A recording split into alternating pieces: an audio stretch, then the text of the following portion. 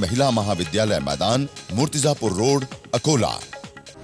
राष्ट्र नायक स्वामी रामदेव जी के पावन सानिध्य में गोवा बचाओ सम्मेलन के अंतर्गत आगामी जन जागरण सभाएं 9 दिसंबर वास्को गोवा सायं 5:30 बजे, sports complex airport road Vasco. 10 दिसंबर मडगांव गोवा सायं 4:30 बजे, मल्टीपर्पज ग्राउंड बोडा मडगांव। सायं 6:30 बजे क्रांति मैदान पुलिस स्टेशन के सामने फोंडा। 11 दिसंबर महापसा गोवा सायं 4:30 बजे, टैक्सी स्टैंड महापसा। सायं 6:30 बजे हाउसिंग बोर्ड मैदान ITI के सामने डिचोली। आज गुलबर्गा में एक नया इतिहास बना है। इतनी भयंकर तेज धूप में हजारों बच्चे बहुत उत्साह के साथ यहाँ पर आए हैं और आपके जोश और जज्बे को देख करके मेरा हृदय बहुत ही आनंदित है।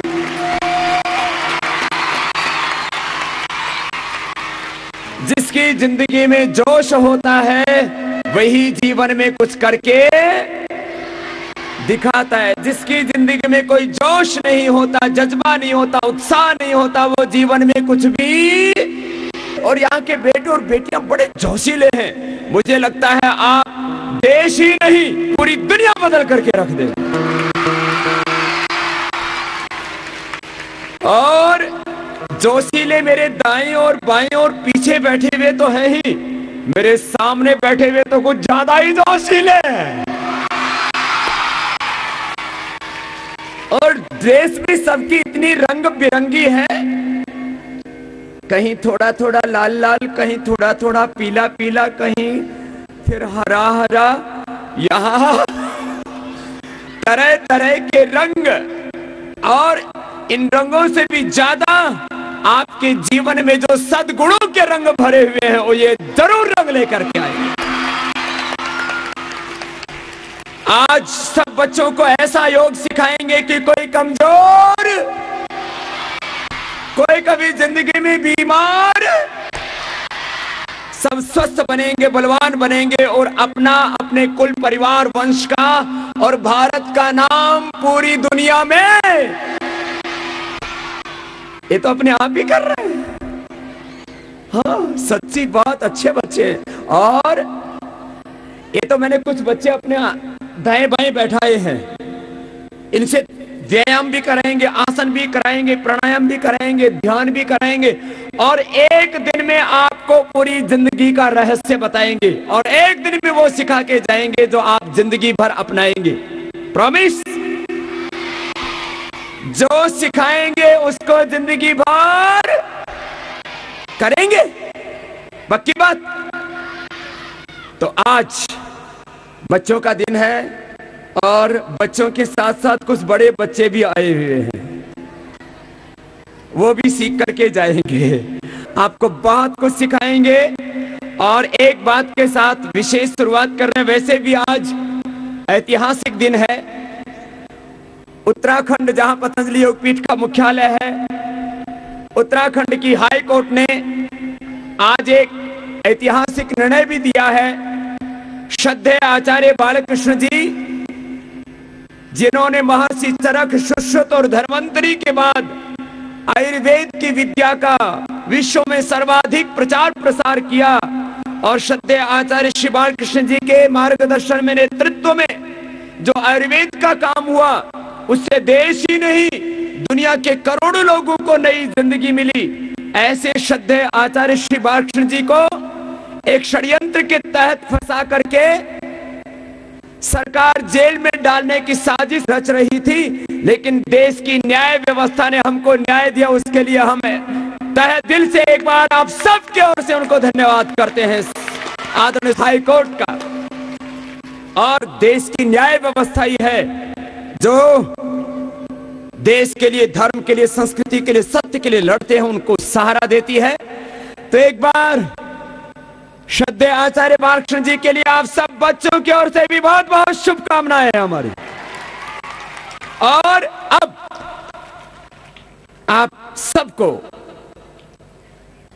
मैं कह रहा था आज विशेष दिन है और विशेष दिन में आपको विशेष योग सिखाएंगे। एक तो प्राणायाम सिखाना है, प्राणायाम के साथ साथ आपको व्यायाम भी सिखाना है। देखो, एक तो प्राणायाम होता है, गर्मी बहुत है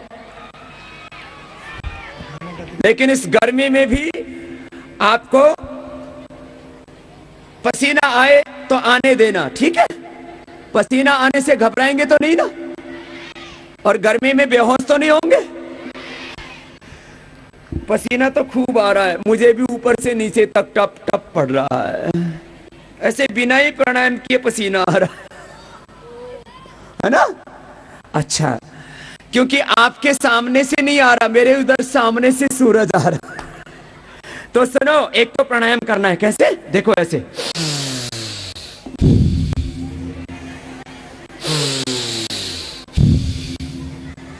इसको बोलते हैं भस्त्रिका। क्या बोलते हैं इसको?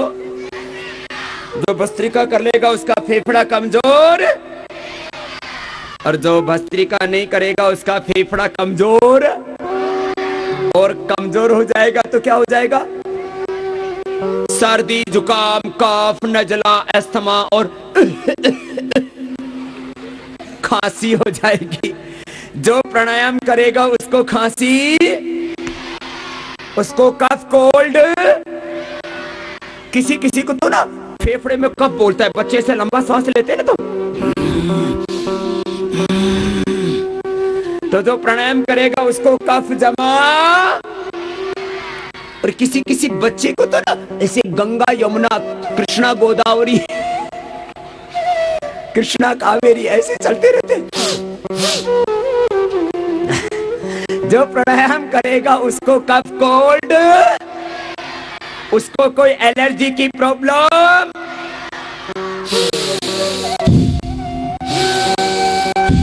दो ही मिनट कर लेना। कितनी देर? इसको ऐसे ही मत करना,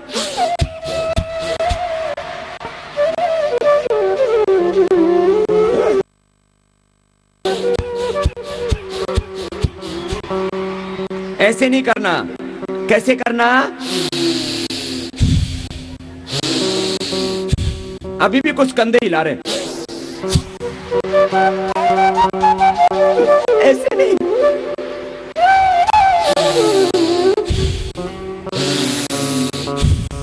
फेफड़े में जाएगा और बाहर निकलेगा श्वास। Diaphragmatic deep breathing, thoracic breathing up to diaphragm, फेफड़े से ब्रीदिंग करना है। ऑक्सीजन कहाँ जाता है?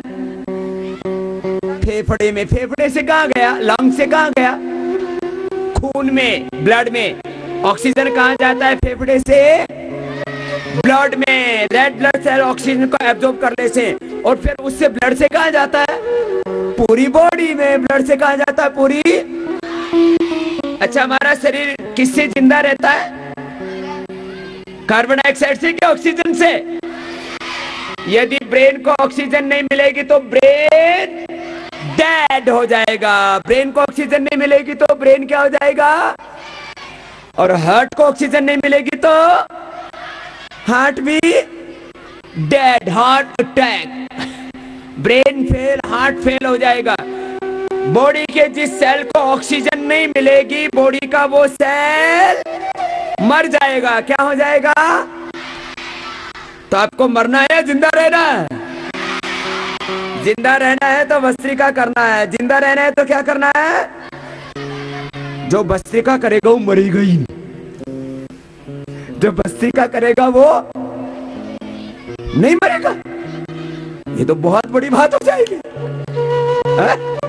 जो भस्त्रिका करेगा वो मरेगा नहीं, मृत्युंजयी हो जाएगा।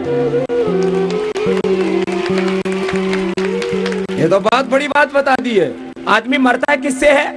ब्रेन फेल होने से। आदमी किससे मरता है?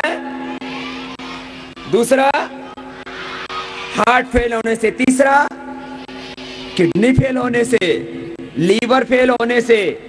जो प्राणायाम करेगा उसका ब्रेन फेल, उसको हार्ट अटैक, उसका लीवर, किडनी फेल। इसलिए जो प्राणायाम करेगा वो बीमारी से नहीं मरेगा। सुबह सुबह उठ करके 2 मिनट कर लेना, ठीक है। नेक्स्ट प्राणायाम, क्या नाम है इसका, बोलो, जोर से तो बोलो। सामने वालों को तो बच्चों को पता है, आपको स्कूल में सिखाया जाता है क्या? अच्छा, इसलिए सब बोल रहे हैं कपालभाति। सब बच्चे बोलेंगे इस प्राणायाम का नाम क्या है, बोलो, कपालभाति। जो कपालभाति करेगा उसको मोटापा, उसका पेट पतला पतला रहेगा। किसी किसी का तो पेट पूरा इंडिया गेट हो जाता।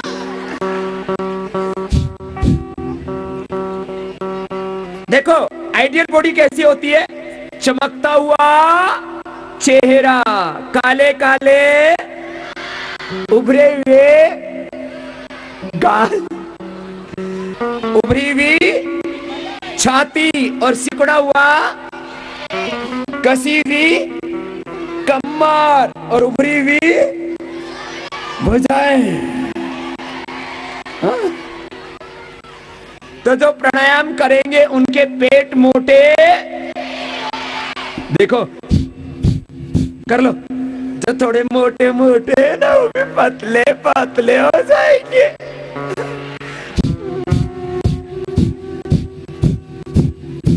उल्टा मत करना, ऐसा नहीं करना, और मुंडी नहीं हिलाना, कंधे नहीं हिलाना, कुछ तो पूरे हिलने लग जाते, कुछ होठ हिलाने लग जाते ऐसे।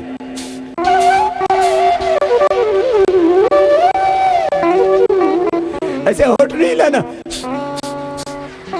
कुछ अंदर खींचने लग जाते हैं।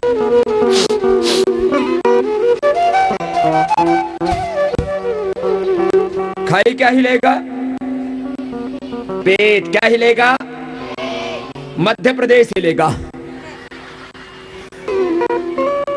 देश का 400 लाख करोड़ रुपए लूट गया। कितना, जोर से तो बोलो, 400 लाख करोड़। कितना? और हम ये गवर्नमेंट क्या बोलती है, हमको एफडीआई लाना है, फॉरेन डायरेक्ट इन्वेस्टमेंट, मानी विदेश से पैसा लाना है। किसमें? बोले दुकान बनाने के लिए। हमको विदेशों का पैसा नहीं चाहिए, हमको अपने देश का काला धन दिला दो। अरे हम देश नहीं पूरी दुनिया बदल करके रख देंगे।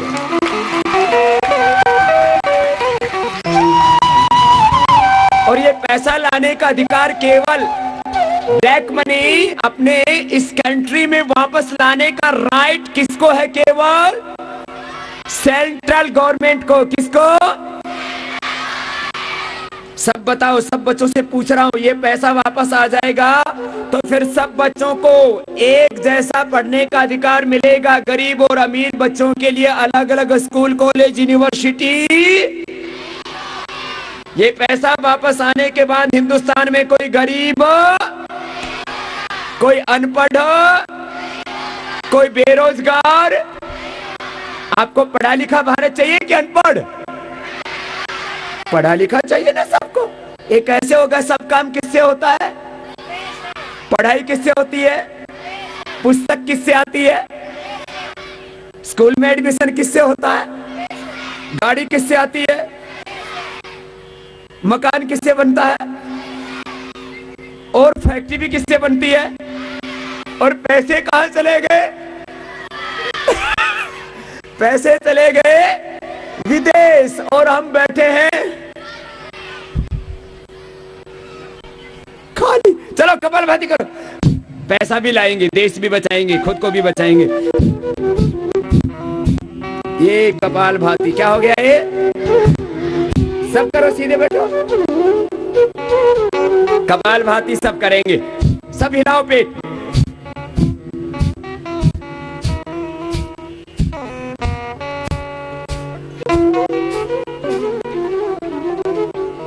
कपालभाति करोगे ना सब? कितनी देर करना है? कम से कम कितनी देर? जो 5 मिनट कपालभाति कर लेगा उसको कभी कोई बीमारी, शुगर की बीमारी, बीपी की बीमारी, हार्ट की बीमारी, कैंसर की बीमारी, कब्ज की बीमारी, गैस की बीमारी अच्छा, बच्चों को बड़ी बीमारी नहीं होती तो छोटी बीमारी तो हो जाती है ना। किसी किसी बच्चे को ऐसी गैस बनती है, क्लासरूम में फायरिंग कर दिया तो सब बेहोश।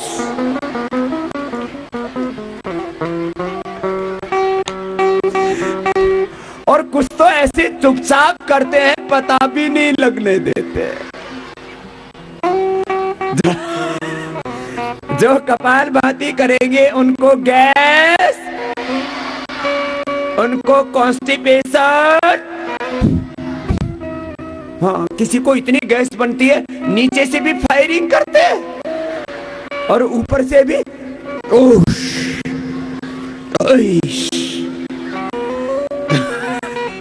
और किसी किसी को भूख अच्छी नहीं लगती। जो कपालभाति करेंगे उनको भूख अच्छी और उनको पेट की कोई बीमारी। करो तो चलो।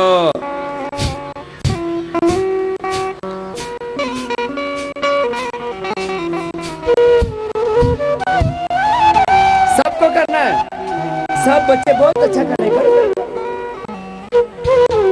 मेरे दाएं बाएं वाले भी, नीचे वाले भी, सबको करना है ना। 5 मिनट बोलो, कितनी देर करना है?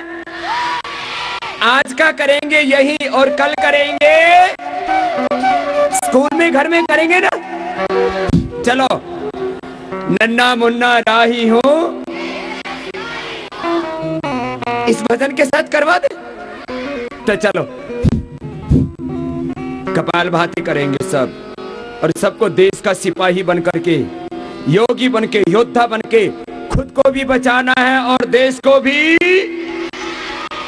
चलो, दोनों हाथ उठा करके मेरे साथ एक बार सब बोलेंगे, मुट्ठी बांध के, भारत माता की। अरे बड़े जोशीले बच्चे हो गुलबर्गा के। कुछ बच्चों ने तो हाथ उठाया ही नहीं, लगता वो रोटी खा के नहीं आए। भारत माता की वंदे वंदे, भारत माता की। चलो,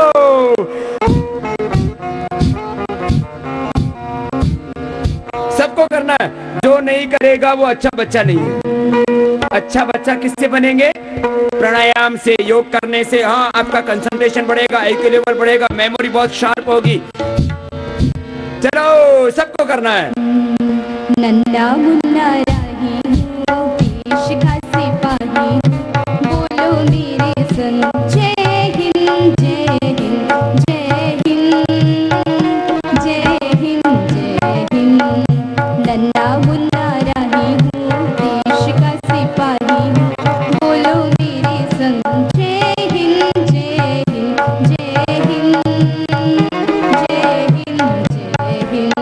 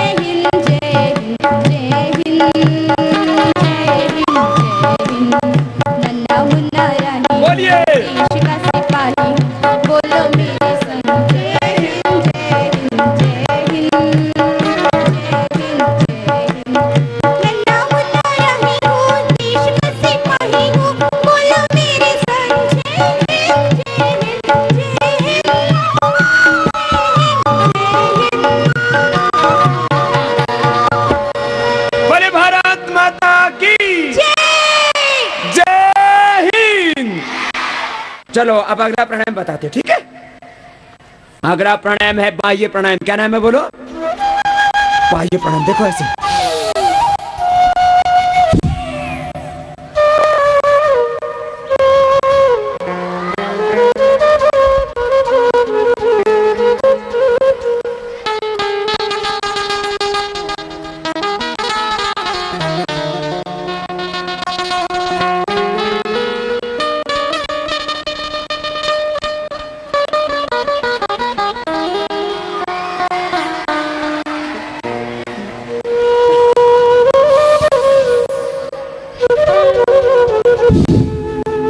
तीन बंद लगे, जालंधर बंद, उद्यान बंद, मूल बंद।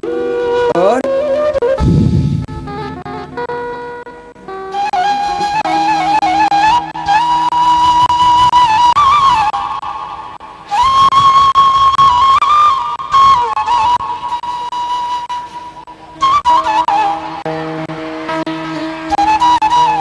ये हो गया बाह्य प्राणायाम। क्या नाम है इसका?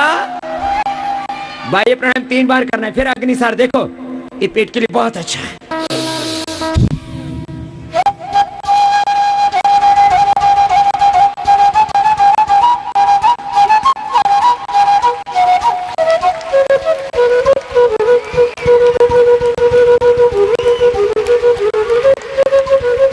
और प्रैक्टिस के बाद नोली क्रिया हो जाएगी। देखो ऐसे श्वास को बाहर छोड़ के ऐसे रोकते हैं।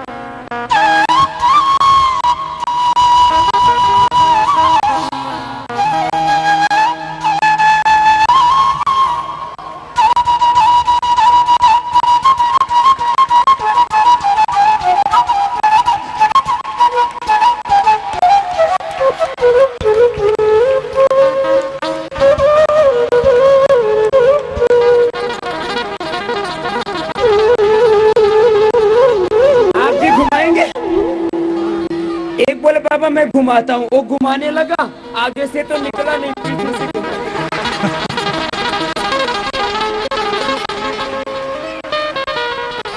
मेरे बाबा तो गड़बड़ हो गया।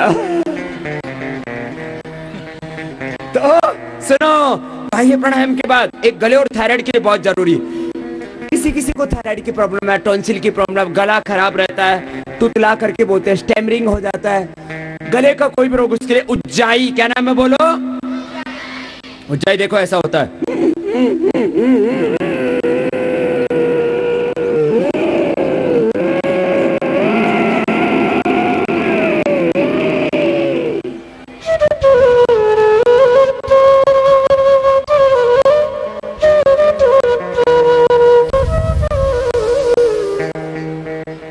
गले के लिए संजय चौहान कौन सा बेटा आपको आती है? करो।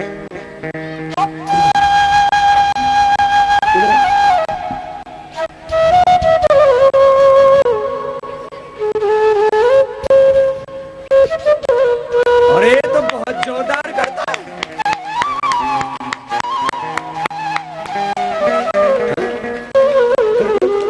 ये संजय चौहान बेटा है आपके गुलबर्गा का। आराम से रुको। देखो इसमें कैसे करते हैं, सीख लो सब बच्चे। श्वास को सुनो एक बार, हाँ थोड़ा सा रुको, श्वास को छोड़ो, हाँ और फिर पीठ को बीच से छोड़ो, हाँ अब गोल घुमाओ धीरे धीरे। क्या एकदम फर्स्ट क्लास, जोरदार तालियां संजय बेटे के लिए। ये तो बहुत अच्छा करता है। इधर बैठे वो बाह्य प्राणायाम भी करके दिखा ना, श्वास को बाहर छोड़ के, एकदम फर्स्ट क्लास।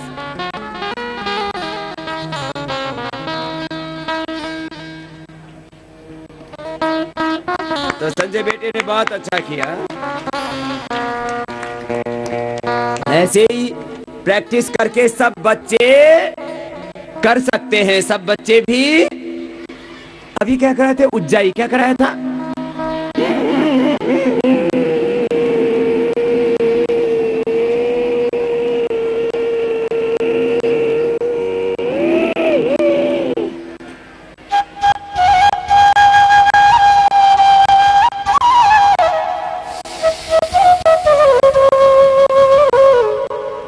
यह है उज्जाई। क्या नाम है इसका बोलो? गले के लिए, थायराइड के लिए, ऐसे। फिर अनुलोम विलोम, सभी राइट हैंड उठाएंगे, उठाओ उठाओ, ये वाला करो सब।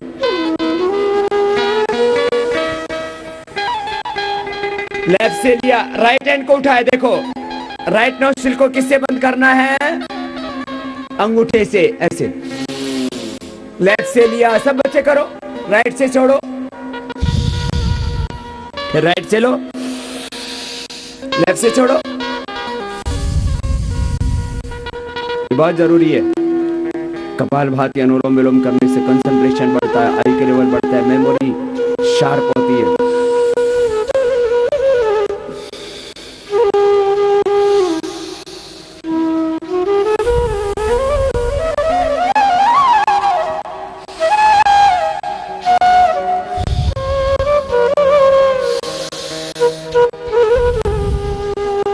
कर लो सब बच्चे, अच्छे बच्चे सब करेंगे, करो। जो अनुलोम विलोम करेगा उसकी मेमोरी शार्प हो जाएगी, वो जल्दी याद करेंगे, और जो पढ़ा हुआ है वो भूलेंगे नहीं। हाँ, नहीं तो पहले याद करते हैं, बाद में जो पढ़ते हैं वो डिलीट हो जाता है। करो।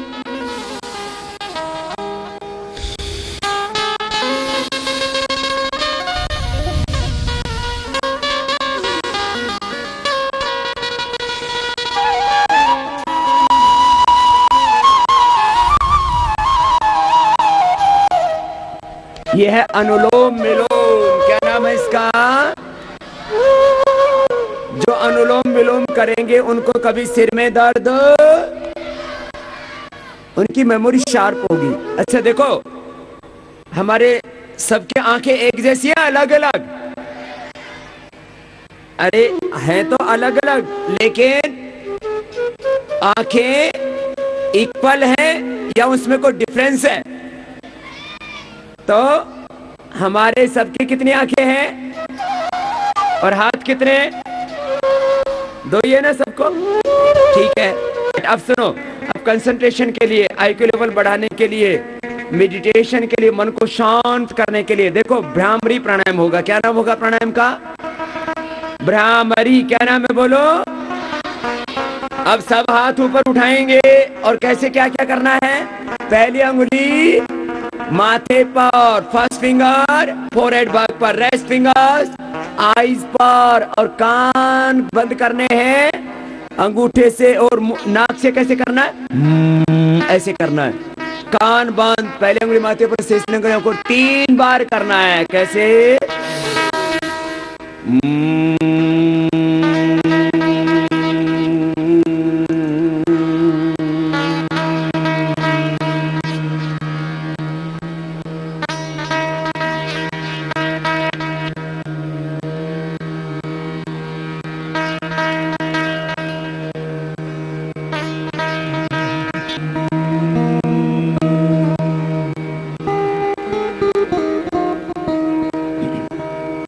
ऐसे भ्रामरी 3 बार स्वदेशी दिवस के रूप में मनाया गया। स्वदेशी दिवस को मनाने राष्ट्र नायक स्वामी रामदेव जी पहुंचे महाराष्ट्र के वर्धा जिले के सेवाग्राम।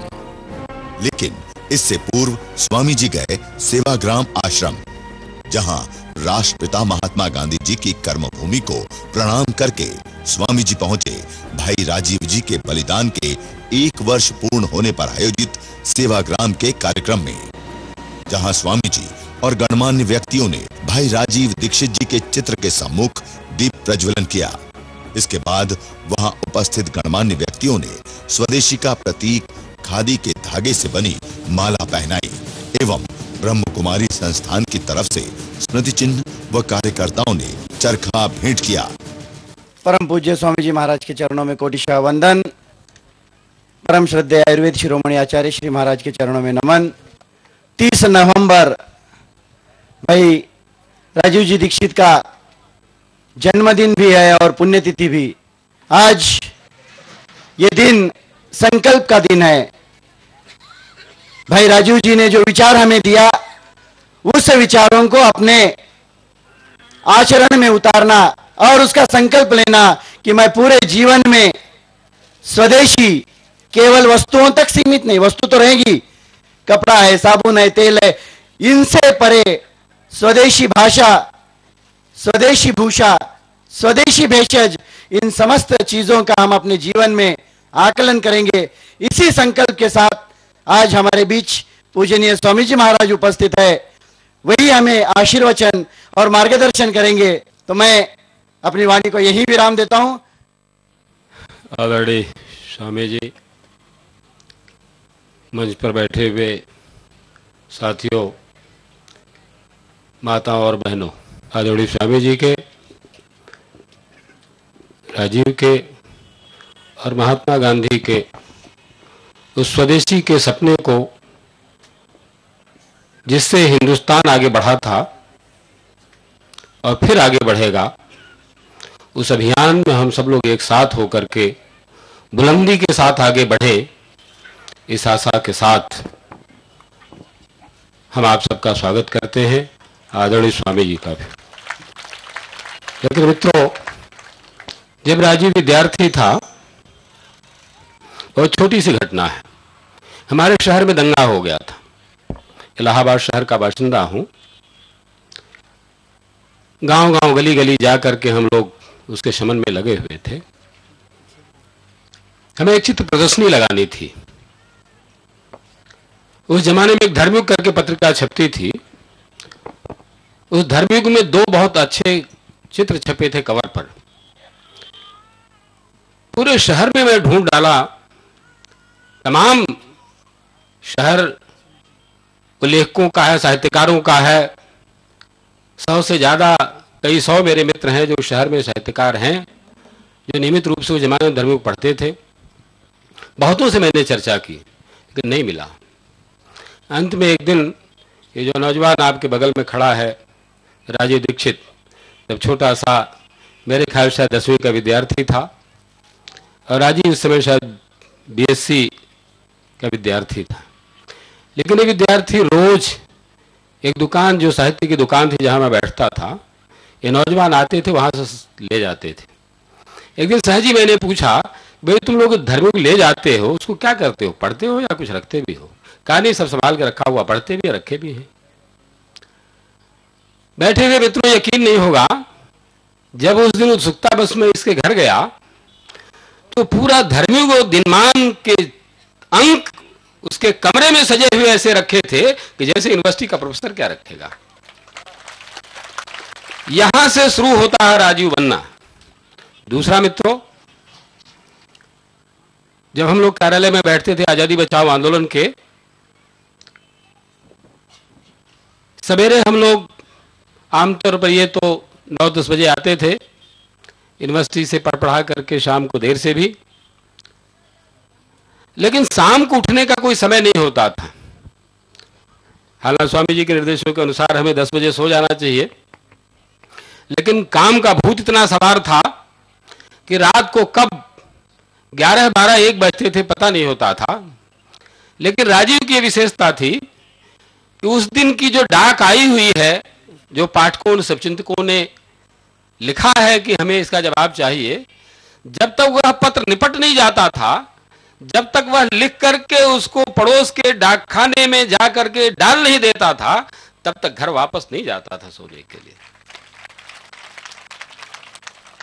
इसलिए मित्रों, और तीसरा राजीव बनने का नुस्खा है कि जिसकी अभी प्रदीप चर्चा कर रहे थे, स्वदेशी विदेशी की सूची। शहर में कई, हमारे यहाँ विश्वविद्यालय भी हैं, तमाम रिसर्च इंस्टीट्यूट भी हैं। कई साथी हमारे नौजवान जो विश्वविद्यालयों में पढ़ते थे, उन सब लोगों को यह जिम्मा दिया कि भाई हमें स्वदेशी विदेशी की सूची बनानी है। दर्जनों विद्यार्थी लगे, शोध छात्र लगे। 1-1.5 साल मेरे गुजर गए कि किसी तरह सूची बन जाए। किसी ने 2 जुटाया, किसी ने 1 जुटाया, किसी ने 5 जुटाया, लेकिन सूची पूरी नहीं हुई। अंत में जब राजीव लगा, और हम राजीव जब साइकिल लेकर के पूरे शहर में एक एक करके घूमते रहे, 1 महीने के अंदर वह सूची तैयार हो गई जो आपके सामने है। इसलिए मित्रों, लगन का नाम, पराक्रम का नाम, बिना थके लगे रहने का काम राजीव है। इसलिए आप सब लोगों से निवेदन है कि राजीव की उन अच्छाइयों को, जिसकी वजह से वो इतने आगे बढ़े और आदरणीय स्वामी जी का आशीर्वाद प्राप्त करके जिन बुलंदियों पर वह जा सकता था, वह सपना अधूरा रह गया। लेकिन मैं यकीन करता हूं कि स्वामी जी और यहां बैठे हुए सभी लोग उस काम को आगे बढ़ाने का काम करेंगे। और अगर स्वदेशी बढ़ेगी तो निश्चित रूप से भारत का सम्मान भी पूरी दुनिया में फैलेगा, क्योंकि तब भी स्वदेशी से हिंदुस्तान आगे बढ़ा था और आज भी जब भी बढ़ेगा तो स्वदेशी से बढ़ेगा। आप सबको बहुत बहुत धन्यवाद। स्वामी जी का हार्दिक स्वागत। परम पूज्य स्वामी जी हम सबके बीच में उपस्थित हैं। हम सबका सौभाग्य है वर्धा नगरी में, गांधी विनोबा की नगरी में स्वामी जी दूसरी बार आए। हम सब पूरे वर्धा की तरफ से, पूरे आयोजन की तरफ से और सभी स्वदेशी प्रेमी भाइयों बहनों की तरफ से उनको चरण वंदन करते हैं। मैं एक छोटी सी बात कहना चाहता हूं कि पता नहीं क्यों राजीव भाई के एक जुनून टाइप का था। उनको सारे अखबार चाहिए ही चाहिए। इनके यहां से तो मैगजीन मिला करती थी, अखबार वाला हमारे अखबार डाला करता था। तो डेली 2 अखबार, जनसत्ता और इंडियन एक्सप्रेस, लेकिन संडे के सारे अखबार हमारे यहाँ आते थे, क्योंकि उसमें जो संडे सप्लीमेंट निकलता है उसमें जो दुनिया भर की बातें निकलती हैं, उनकी कटिंग, उनकी मास्टरी राजीव भाई डॉट पेन से काट देते थे। मेरा काम काट के उसको फाइलिंग में करना रहता था। उस जमाने में जब हम अपने विद्यार्थी जीवन का खर्चा 2000-2200 रुपए में चलाते थे, 800 रुपए सिर्फ अखबार और मैगजीन का खर्चा था। इतना जुनून था और नहीं काटा तो फिर मुझे काफी डांट भी पड़ती थी, क्योंकि राजीव भाई बाहर घूमते थे, काट के रख जाते थे, फिर उनको मुझे फाइलिंग में लगाना पड़ता था। एक तरह का जुनून होता है जानकारी इकट्ठी करने का, सामग्री इकट्ठी करने का। मेरे पास पिछले 24 साल पहले की जो कटिंग्स हैं वो भी रखी हुई हैं अभी तक। थोड़ा डाटा कलेक्शन तो है ही, लेकिन एक जुनून है जिसको हमें सबको सीखना पड़ेगा, सबको जानना पड़ेगा। जब तक वो जुनून नहीं आएगा तब तक हम वैसा नहीं बन सकते हैं। मुझे याद आया तो इसलिए मैंने शेयर कर दिया। इसके बाद स्वामी जी ने उन बच्चों को पुरस्कार भेंट किया जो 3 दिवसीय स्वदेशी मेले में आयोजित योग व निबंध प्रतियोगिता में टॉप 3 में आए। तदुपरांत जननायक स्वामी रामदेव जी ने अपने उद्बोधन में कहा, पूज्य बापू की तपोभूमि को और भाई राजीव दीक्षित की इस कर्म भूमि को उन्होंने वर्धा को केंद्र बनाया। यहां से बहुत कुछ उन्होंने पाया।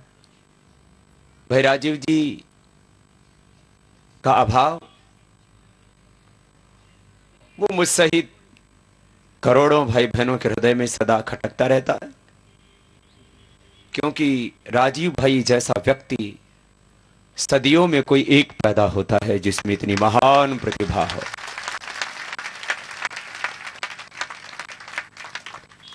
वर्तमान सदी ही नहीं, ज्ञात इतिहास में शायद इतना ज्यादा मेधावी व्यक्ति शायद ही कोई होगा।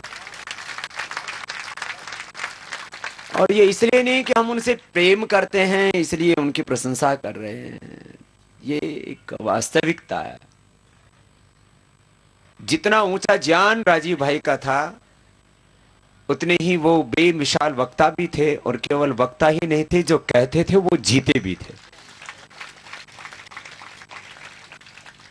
पहले तो वक्ता होना ही बहुत बड़ी बात है। बोलने वाला व्यक्ति जैसे बोलता है वैसे जीने लग जाए, तब वो मात्र एक वक्ता नहीं होता, वह एक महापुरुष हो जाता है।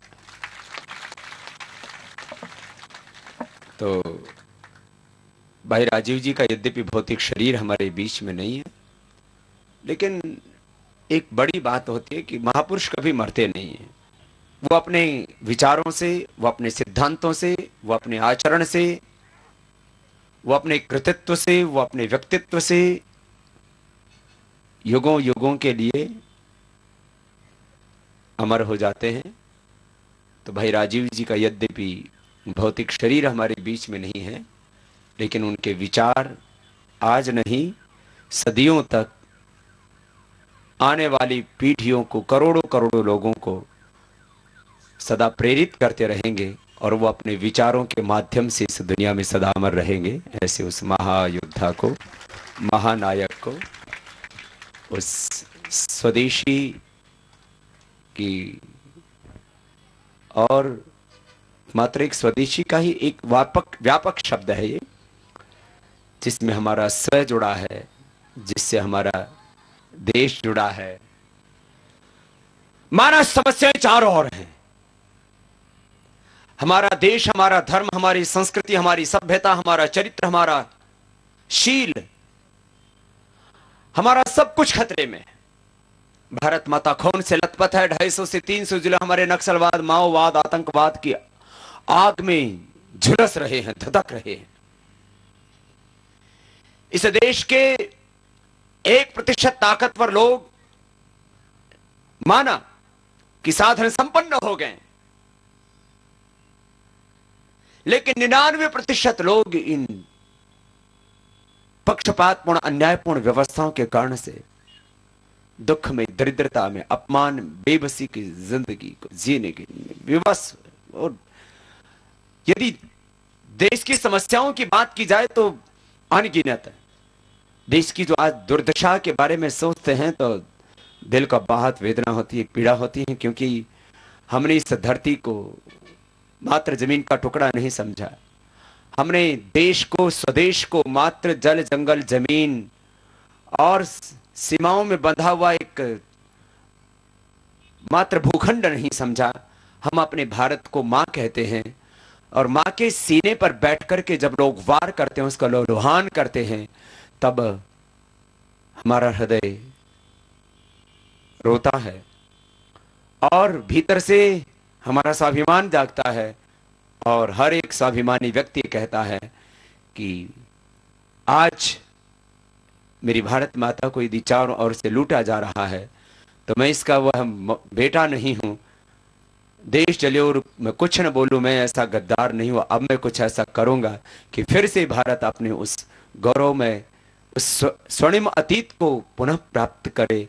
और जो भारत कभी, जिसने पूरी दुनिया को सबसे पहले संस्कृति, सभ्यता, भाषा, दुनिया को सबसे पहले सब कुछ दिया जिस देश ने, आज उस देश की दुर्दशा हम यदि चारों ओर से देखते हैं तो बहुत पीड़ा होती है, लेकिन लगता है कहां समाधान कहां है। आदि यदि हम स्वदेशी की बात करें तो यद्यपि आज लाखों नहीं करोड़ों लोगों के भीतर स्वदेशी का भाव जगा और उसमें वो जीने भी लगे हैं, लेकिन आप यदि चारों तरफ देश को देखेंगे तो दशा बहुत खराब है। आज हमारे खेत तो देसी हैं, लेकिन उनमें कुछ जगह अब कुदरती खेती होने लगी है, लेकिन अधिकांश खेतों में खेत देसी, खाद और कीटनाशक विदेशी, बीज विदेशी।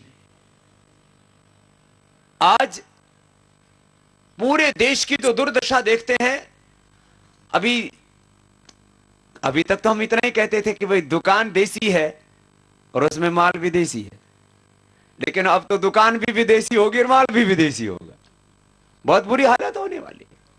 अभी यदि हालात और आगे देखें तो यूं तो महात्मा गांधी जी का जो सपना था, पूज्य राजीव भाई जिस संकल्प में जीते थे, और हम सब भारतीयों का जो संकल्प है वो तो हर जगह टूटा है।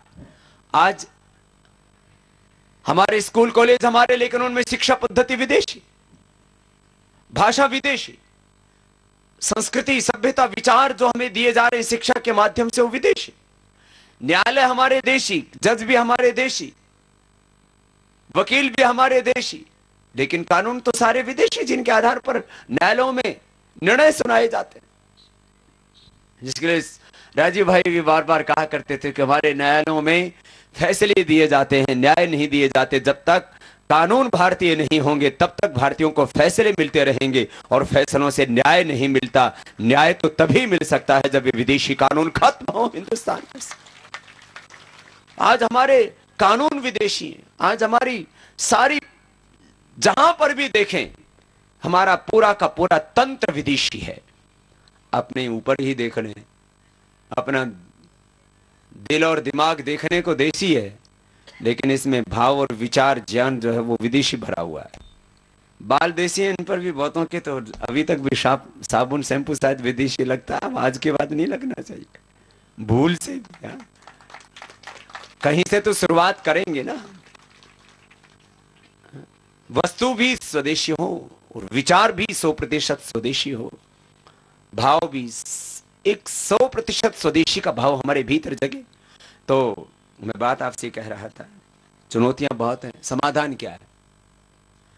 हम रोज कोसते हैं कि सरकार जो है वो अब रिटेल के अंदर विदेशी पूंजी निवेश लेकर के आ रही है। जब जब ये विदेशी पूंजी निवेश जिस भी क्षेत्र में आया तब हाय तौबा तो मची, लेकिन परिणाम कुछ भी ना निकला। तो अब होना क्या चाहिए?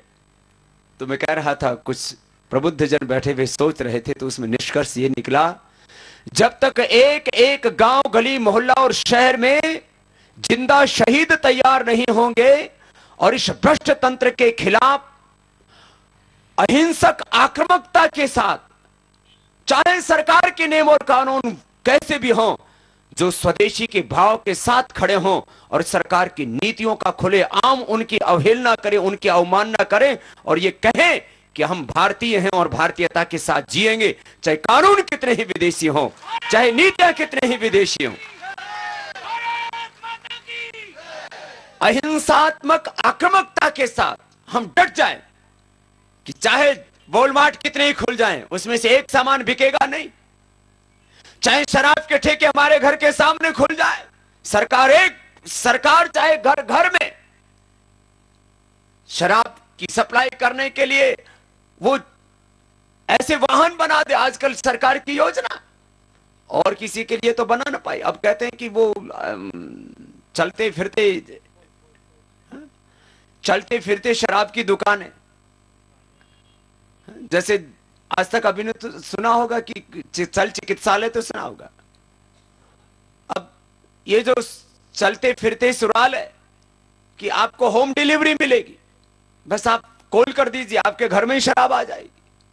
योजनाएं तो ऐसी, लेकिन व्यक्ति ऐसे तैयार हो जाएं, चाहे हमारे गांव में ही नहीं, हमारे घर के सामने शराब का ठेका हो और कोई पीने के लिए ना जाए। कत्ल खाने खुल गए हैं, खोल दिए गए हैं, लेकिन कत्ल खानों में कोई एक भी पशु को लेकर के ना जाए। माने ऐसी ये सरकारें जितनी उन्होंने क्रूरताएं की हैं, जितनी उन्होंने ये सारी की सारी अपसंस्कृति को फैलाने के लिए पूरा का पूरा जाल बिछाया है। एक ऐसा विचार हम पैदा कर दें कि महात्मा गांधी कहते थे, एक एक गांव में एक जिंदा शहीद तैयार हो जाए, एक समानांतर ऐसी शक्ति खड़े हो जाए एक एक गांव, गली, मोहल्ला और शहर में कि सारा चाहे विदेशी तंत्र फैला हो कि अब हम इसका अहिंसात्मक आक्रामकता के साथ, शब्द का प्रयोग मैंने इसलिए किया कि जब तक हम ये कहते रहेंगे अब सब्जी तो है, अब वॉलमार्ट से खरीद ली और ठेले से खरीद ली तो क्या फर्क पड़ता है? सब्जी तो हमारी ही है ना। हमारे यहाँ पर जो पढ़े लिखे लोग, मैं कहते देख, बोले बाबा जी आप कहते हो विदेशी वस्तु का प्रयोग नहीं करो, किले एक्वा फिर ना, पानी तो हमारा ही है ना उसमें। मैंने कहा पानी तो हमारा है, लेकिन प्रॉफिट तो सारा विदेश में जा रहा है। अरे जब पानी हमारा है तो पैसा हमारे देश में क्यों नहीं रह सकता? थोड़ा आगे सोचो तो सही। पानी हमारा है तो पैसा विदेश में क्यों जाए? तो बात मैं कह रहा था, ऐसा एक एक व्यक्ति खड़ा हो जाए और हम संकल्प ले लें कि हमको हर एक स्तर पर स्वदेशी का पालन करना है जीवन में। तो इस सारा जो विदेशी तंत्र फैला हुआ है ना, ये एक क्षण में हम इसको विराम दे सकते हैं। आज देश में छोटे बड़े 6,38,365 गांव हैं और एक एक गांव में साल भर में लाखों रुपए का और बड़े गांव में करोड़ों रुपए का खाद, बीज और कीटनाशक आते हैं। इसका कुल मूल्यांकन करते हैं तो ये 5 लाख करोड़ रुपए से ज्यादा का तो खाद, बीज और कीटनाशक का धंधा हो जाता है। 5 लाख करोड़ रुपए से ज्यादा। एक संकल्प ले लें कि हमें कुदरती खेती को अपनाना, और उससे फायदा है, कई गुना फायदा है। यदि रासायनिकों से खेती करते हैं तो 1 एकड़ में कम से कम 10,000 रुपए का खर्च आता है, कम से कम, खाली कीटनाशक और खाद का। और बीज तो आजकल इतने महंगे महंगे हो गए, यदि 500 रुपए से लेकर के 35,000 रुपए किलो तक बीज आते हैं। 1 एकड़ जमीन में कम से कम 10,000 रुपए का खर्चा। इस देश के लोग यदि 35 करोड़ एकड़ जमीन के ऊपर भी खेती करते हैं तो आप उसका कुल मूल्यांकन करेंगे तो आप देख सकते हैं ये खर्चा खाली खाद और कीटनाशक का कितना आता है। और उनसे फिर जो बीमार होते हैं तब उनसे कितना खर्चा आता है। माने करीब 5 लाख करोड़ रुपए का तो खाद और बीज कीटनाशकों का खर्चा, और उसको खाकर के जो बीमारी होती है उसमें करीब 10 लाख करोड़ रुपए का खर्चा। ये जो स्वदेशी का दर्शन है ये खाली वाणी विलास के लिए नहीं है, आप इसका मूल में जाकर के देखिए। आज जो घरों में कैंसर हो रहा है, विकलांग बच्चे पैदा हो रहे हैं, जो लोगों को इनफर्टिलिटी की प्रॉब्लम हो रही है, शुगर की प्रॉब्लम हो रही है, बीपी की प्रॉब्लम हो रही है, इसका कारण क्या है? एक एक गांव में औसत 1 से लेकर के 10 व्यक्तियों को कैंसर हो चुका है। मैं भी पंजाब में था तो वहां एक जज्जल गांव है, उस गांव के व्यक्ति ने आकर के, हमारे वहां का एक प्रिंसिपल है, उसने आकर के बताया। और बाबा जी इसी साल उसमें 6, ये पिछले महीने की मैं बात बता रहा हूं, साल पूरा भी नहीं हुआ, बोले बाबा जी 6 लोग तो इसी साल मर चुके हैं। किससे? कैंसर के कारण से। एक एक गांव में यदि 5-5, 6-6 लोगों की मौत होने लग गई, और फिर आगे बोले बाबा जी हमारी तो समस्या यह है कि हमारे गांव में कोई शादी नहीं करता। वो लोग सोचते हैं कि भाई इस गांव में शादी तो कर दी, पता नहीं कल को जिसके साथ शादी कर रहे हैं वो जिंदा रहेगा या नहीं, और जो बच्चे पैदा होंगे वो सही सलामत होंगे या नहीं। ये खाली जज्जर की बात नहीं कर रहा हूं, ये दक्षिण के गांव के, आपने स्वर्गीय राजीव भाई से भी सुना होगा और मैंने जाकर के देखा। एक एक गांव, किसी किसी गांव में तो पूरे के पूरे बच्चे अपंग पैदा हो रहे, पूरे के पूरे बच्चे। और दूसरे गांव की बात छोड़ो ना, सब अपना अपना टेस्ट करवा लो, सबके खून के अंदर यूरिया और पेस्टिसाइड मिलेंगे, आपके भी। और मैं भी चलता फिरता खाता रहता हूं, कोई ना कोई शाक सब्जी तो खाता ही हूं, पूरे हिंदुस्तान का। अब मैं कहां से कहूं कि मेरे लिए चलो गाय का दूध ला सकते हैं, लेकिन वो गाय का दूध जो है, जो घास खाती है जो गाय, वो विषमुक्त होगी वो घास, ऐसा तो मैं नहीं कर सकता। इसलिए मेरे और आपके शरीर में भी जहर घुला हुआ है। हमारे खून के अंदर यूरिया है, हमारे खून के अंदर ये डीएपी है, हमारे खून के अंदर जितने भी ये कीटनाशक हम डालते हैं सब हमारे खून के अंदर है, माताओं के दूध के अंदर है। इसलिए माताएं बच्चों को जो दूध पिलाती हैं, दूध में ही उनको ये खाद और कीटनाशक मिल जाते हैं। और हालात ये होगी कि ये इसी तरह से बढ़ता रहा तो देश की स्थिति बहुत खतरनाक होगी। तो चाहे वो कैंसर की बीमारी हो, चाहे वो विकलांग बच्चों की पैदा होने की समस्या हो,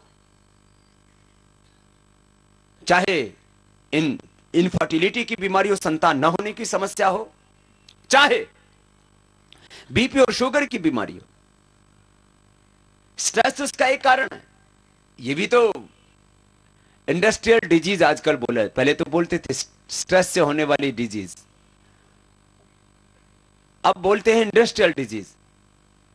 अब ये जितना भी अंधा औद्योगिक विकास हो रहा है, इससे भी बहुत बड़ा विनाश हो रहा है। भाई बहनों, एक छोटा सा दर्शन, अब इसको अपनाने की आवश्यकता है। इस बार जनवरी महीने से ये प्रयोग पतंजलि योगपीठ में शुरू कर रहे हैं। स्वदेशी उद्योग एक कल्पना है, और हम चाहते हैं कि ये इसके ऊपर हमने 2 वर्षों तक तो पूरा गहन शोध किया, अध्ययन किया, अभ्यास किया, उसकी तैयारी की।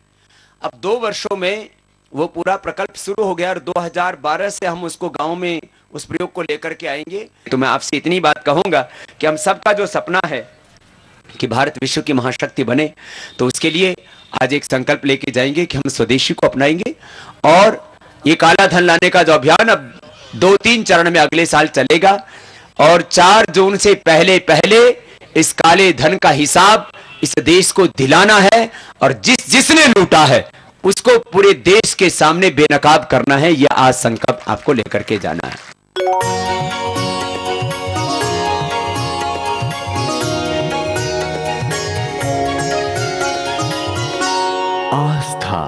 जीवन का आधार भी मिटेगा, इन भ्रष्ट व्यवस्थाओं का भी अंत होगा। मैं इतनी सी बात ये कह करके कि आज हम एक संकल्प के लिए यहां पर इकट्ठे हुए, मैं पूज्य माताजी और पूज्य पिताश्री के चरणों में प्रणाम करता हूं, जिन्होंने राजीव भाई जैसा हीरा इस देश को दिया, कोहिनूर की चमक। चाहे आज भारत में शोभायमान न होती हो, वो ब्रिटेन के संग्रहालयों की शोभा बढ़ाती हो, लेकिन राजीव भाई जैसा इन्होंने जो हीरा दिया इस देश को, उसकी चमक इस हिंदुस्तान में सदियों सदियों तक, युगों युगों तक रहेगी, क्योंकि वो ऐसी खुशबू छोड़ करके गए हैं, वो एक ऐसा विचार छोड़ करके गए हैं, एक ऐसा तपपूर्ण जीवन जी करके गए हैं, वो बेमिसाल है। और मैंने कहा वो अपने विचार से, अपने संकल्प से और अपने तप से, अपने त्याग से, वो हमेशा के लिए केवल कुछ कार्यकर्ताओं के लिए नहीं, वो विचार अब बहुत दूर तक जाएगा, वो करोड़ों लोगों के भीतर जिंदा रहेंगे और वो संकल्प साकार होने का वक्त आया है। देखो, किसी भी कार्य के लिए एक बहुत बड़ा प्रबंधन की आवश्यकता होती है, उसके पीछे एक बहुत बड़े संयोजन की जरूरत होती है। और भाई प्रदीप जी ने राजीव भाई का अनुज होने का धर्म पूरी प्रामाणिकता से निभाया, इसके लिए हम इनको आशीर्वाद और अपनी शुभकामनाएं संप्रेषित करते हैं। स्वदेशी के दर्शन के अनुसार बोले तो वो 121 करोड़ भारतीयों की विरासत थे, और यदि वसुधैव कुटुंबकम के भाव से हम कहें तो राजीव भाई जिस संकल्प के लिए जीते थे और जिस विचार में जीते थे, जिन आदर्शों, मूल्यों और सिद्धांतों में जीते थे, वो अपने अपने देश काल परिस्थिति के अनुसार वो दुनिया के 7 अरब से ज्यादा लोगों के लिए एक महान आदर्श थे। इसलिए उनको हम केवल ये माने कि राजीव भाई का काम वो जो है वो केवल प्रदीप भाई करेंगे या एक परिवार करेगा, ऐसा सोचना शायद संकीर्णता होगी। और यदि हम उनको यहां बांध दिया तो फिर वो विराट व्यक्तित्व ऐसा हो जाएगा कि हमने सागर को जो है कहीं बूंद समझ करके और हमने बांधने की कोशिश की। चाहे वो चंद्रशेखर आजाद हो, भगत सिंह हो, राजगुरु सुखदेव हो, जितने भी हम जिन क्रांतिकारियों के हम नाम लेते हैं, जिन महापुरुषों के हम नाम लेते हैं, वो महापुरुष कभी एक परिवार की विरासत नहीं रहे। स्वर्गीय राजीव भाई के बारे में एक बात मैं कहना चाहता हूं यहां आज। मेरे पास में एक बार उनके साथ में जिनके वैचारिक मतभेद हो गए, ऐसे ही करीब 40-50 लोग बैठे हुए थे।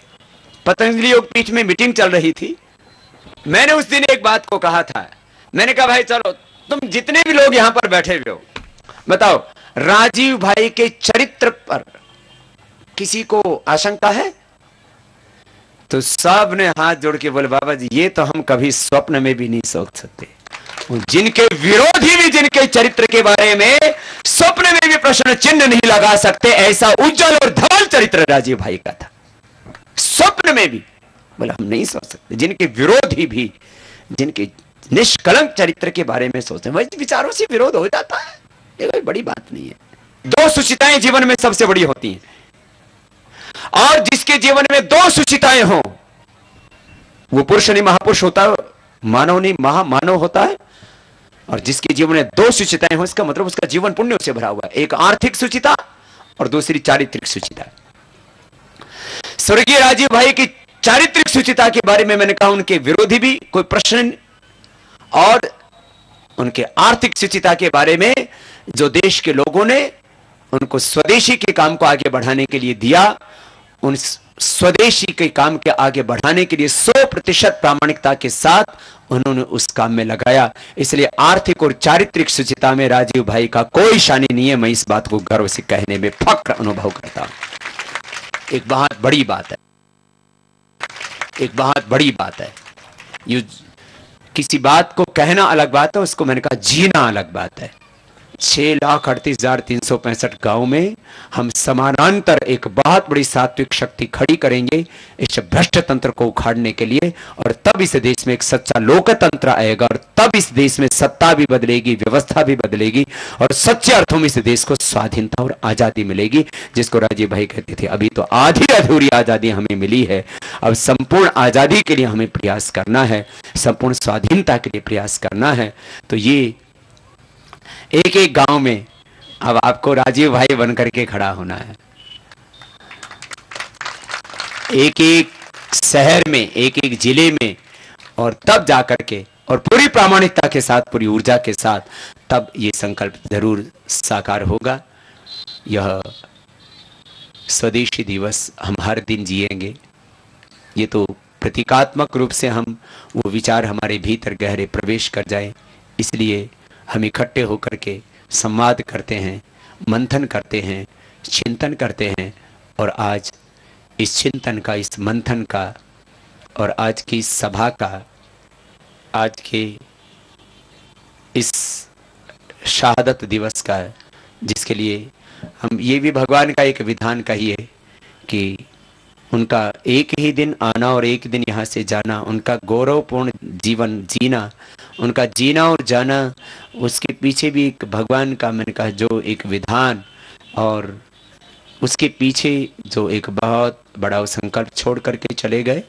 जितने भी भाई बहन यहाँ पर हैं, उन सब के हृदयों में उनके लिए अत्यंत आदर का भाव है, और ऐसे बहुत से अवसर आते हैं मेरे जीवन में, बहुत से अवसर आते हैं आपके सामने, जब आप खुद सोचते हैं काश राजीव भाई होते तो कितना अच्छा होता, और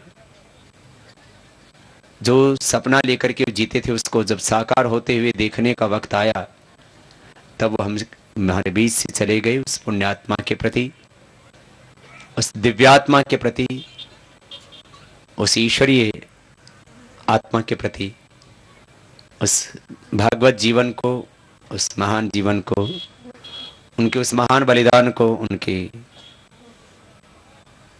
उस अमरत्व को प्रणाम करते हुए, उनके दिव्यता को प्रणाम करते हुए, और उनके संकल्पों से अपने भीतर, उनके विचारों से, उनके आदर्शों से अपने भीतर अपनी सोई हुई ऊर्जा को जगाने के लिए अनुप्राणित होते हुए हम सब उनको हृदय से प्रणाम करते हैं। कुछ ऐसे प्रसंग होते हैं जो जहां हम बेबस होते हैं, और हम उस बेबसी को हर पल महसूस करते हैं, लेकिन उनके उस संकल्प को हम टूटने नहीं देंगे, उनके विचार को हम जिंदा रखेंगे और उसको साकार करेंगे। इसी संकल्प के साथ आप सब भाई बहन जो है, कुछ सैकड़ों, कुछ तो हजारों किलोमीटर दूर से भी मैं देख रहा हूँ, बहुत से कार्यकर्ता पूरे देश भर से भी यहाँ पर आए हुए हैं आज के दिन उनको प्रणाम करने के लिए और उनके प्रति अपनी निष्ठा व्यक्त करने के लिए। और मुझे लगता है 2012 में जो चाहे खेती से लेकर के और स्वदेशी की जो विभिन्न पहलू हैं, उन सभी को हम बड़े रूप में आगे ले जा सकेंगे। सबको बहुत बहुत धन्यवाद, सबको बहुत बहुत प्रणाम। स्वामी जी, एक बच्चे ने बहुत अच्छा आपका स्केच बनाया है, जिसने दिन रात मेहनत करके वो आपको वो पेंट करना चाहता है और सबको दिखाना चाहता है। इसका नाम है सुशील पाटिल। सुशील पाटिल, खुश है। एक बार पुनः श्रद्धेय राजीव भाई के प्रति अपने भावपूर्ण हृदय से श्रद्धांजलि व्यक्त करते हुए उनके अमर यशस्वी जीवन को प्रणाम करते हुए मैंने कहा, महापुरुष कभी मरते नहीं हैं, वो अपने कार्य से, अपने ज्ञान से, अपने चरित्र से सदा अमर रहते हैं। तो स्वर्गीय राजीव दीक्षित जी के प्रति अपने हृदय की श्रद्धांजलि व्यक्त करते हुए, उनकी शहादत को, उनके बलिदान को प्रणाम करते हुए, उनके प्रति अपनी श्रद्धांजलि अर्पित करते हुए, जिस मातृभूमि के लिए वो जिए, उस भारत माता को बचाने के लिए स्वदेशी को के माध्यम से एक स्वस्थ समृद्ध संस्कारवान वैभवशाली भारत के निर्माण के लिए संकल्पित होकर के प्रस्थान करेंगे। भारत माता की वंदे। राजीव भाई, राजीव भाई, राजीव भाई, जब तक सूरज चांद रहेगा। वर्धा के साथ साथ पतंजलि योगपीठ एवं देश भर में स्वर्गीय भाई राजीव दीक्षित के बलिदान दिवस को स्वदेशी दिवस के रूप में मनाया गया। आइए अब हम आपको दिखाते हैं पतंजलि योगपीठ हरिद्वार में आयोजित कार्यक्रम के मुख्य अंश।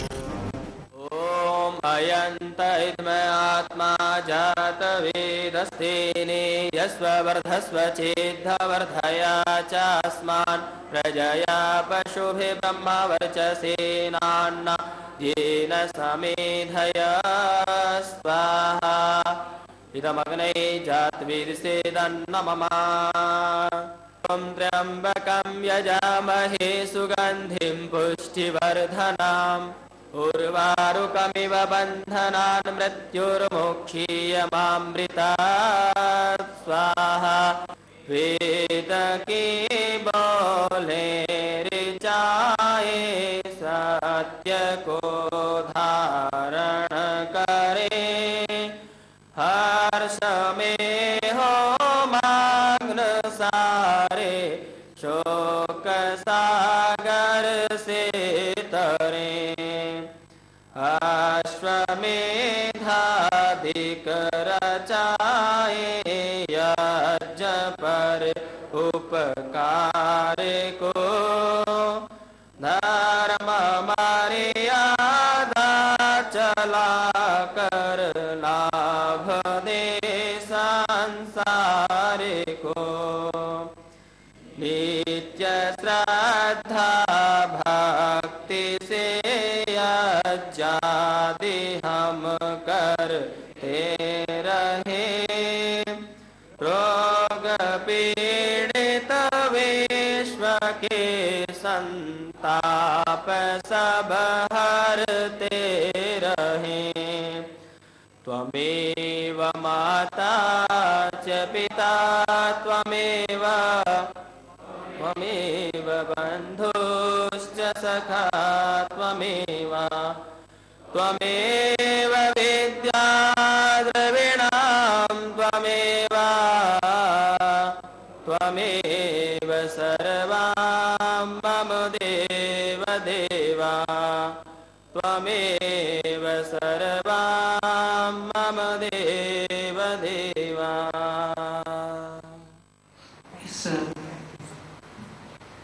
श्रद्धांजलि सभा और आज आदरणीय भाई राजीव जी का जन्मदिन भी है। वो आज ही के दिन इस दुनिया में आए और उसी दिन इस दुनिया से चले भी गए। ऐसा बहुत ही कम होता है जन्म तिथि और पुण्य तिथि एक ही दिन हो। उनके साथ एक दुर्लभ संयोग भी जुड़ा और जितने भी लोग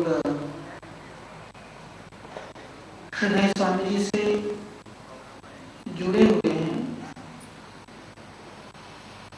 लगभग वो सभी लोग स्वामी जी की प्रेरणा से भाई राजीव जी से पूरी तरह से जुड़ गए थे। और उससे पहले भी हम सब जानते हैं, मुझे स्मरण है 2006 में उनका प्रोग्राम पहली बार दिव्य योग मंदिर के प्रांगण में हुआ था। और तब से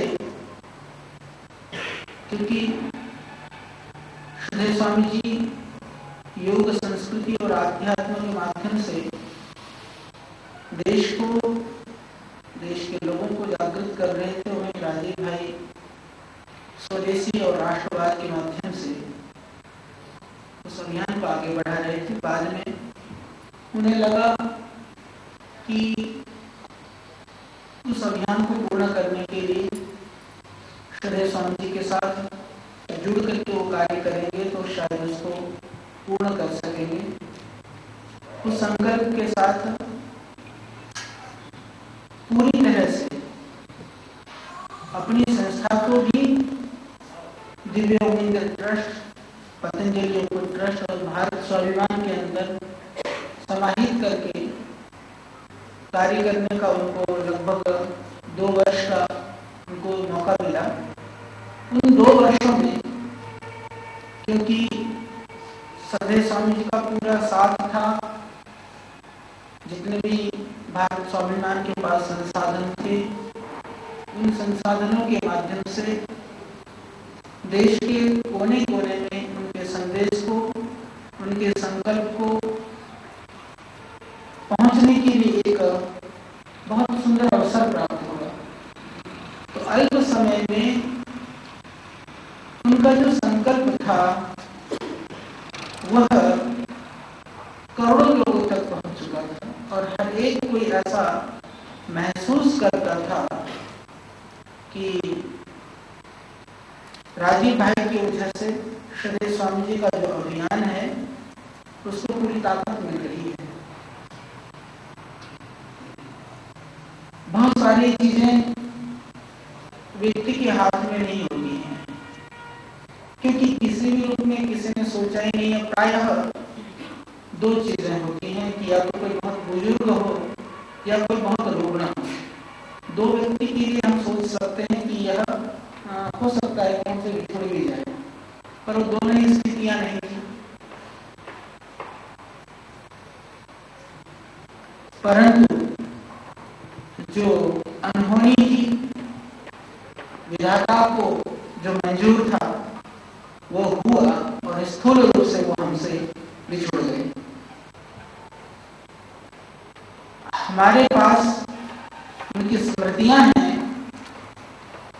उनका दिया हुआ ज्ञान सीढ़ियों के माध्यम से, साहित्य के माध्यम से हमारे बीच में है।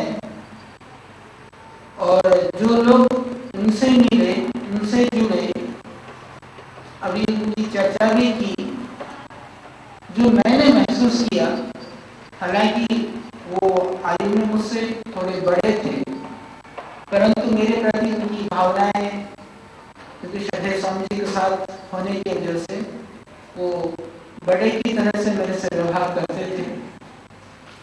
मैंने देखा जो एक सरलता, अत्यंत मृदुता, अत्यंत मिलनसार है। और मैं ऐसा मानता हूं कि कोई व्यक्ति, कोई परिवार का सदस्य है, वह स्थूल रूप से हमारे बीच में नहीं है, तो उसको स्मरण करने का एक तो होता है शब्दों के द्वारा हम उसका स्मरण करें, और दूसरी बात यह है कि उनके गुणों को हम अपने जीवन में धारण करें, उस संकल्प में हम जीने का संकल्प लें। तो उनके लिए जो सच्ची श्रद्धांजलि है वो यही है कि जिस भाव में प्रिय राजीव भाई जीते थे, जिस संकल्प के लिए अपने जीवन को उन्होंने अर्पण किया था, उसी संकल्प के लिए हम जिए, अपने जीवन को माँ भारती की आराधना के लिए, स्वदेशी